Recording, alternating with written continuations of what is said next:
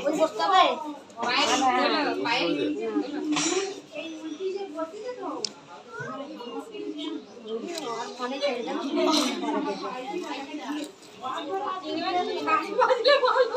শাড়ি ভাজে একটা হাতে করে ছাড়ি দাও না, হাতে ছাড়ি দাও দুটো এই একটা চিংড়ি মাছ খাবে ছাড়ি দাও একটা দাও